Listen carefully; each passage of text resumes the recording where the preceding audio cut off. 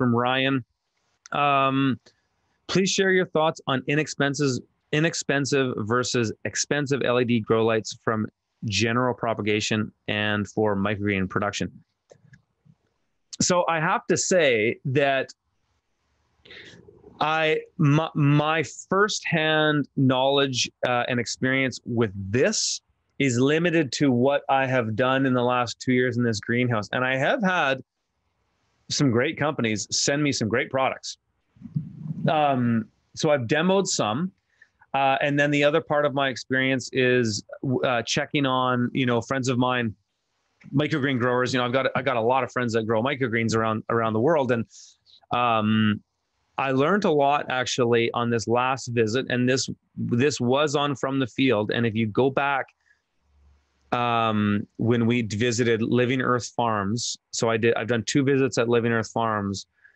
Go back in those videos to get a bit more on it. But one thing that Jonah did there is he did switch to a higher end LED this year. And he said it was a fairly significant increase in production. You could probably just reach out to him and ask him what lights he's using. I don't know offhand, and I'm not sure if he said it in the video. He might have. I think they're from China. They're an import. China is just cranking out LEDs. I get an email every single day with some LED company in China who wants me to. They send me a free light and make a video. It's like, sorry, man. I've got a lot of people asking me the same thing. But I can tell you that there is a difference. And, I've promoted the compact fluorescents for many years, the T5s, the T8s. They work. They're inexpensive. They're fairly efficient. They're not as efficient as LEDs, but they're cheaper. However, the LEDs prices are really coming down. So they're getting a lot cheaper. And one thing that Jonah said that he had done, so Living Earth Farms in Toronto, one thing Jonah said that he'd experienced through just trials, and Jonah's a son of a mad scientist when it comes to microgreens. I've never seen an operation more dialed in than his, and I visited a lot, he says that with the LEDs he's using now, 20% higher yields than a compact fluorescent, a T5 or a T8. So that's pretty significant. And I would say, if you can get a 20% higher yield on a flat of microgreens, think about it this way. That's the difference between, so let's say your average $20 per flat gross, Canadian or US, on average.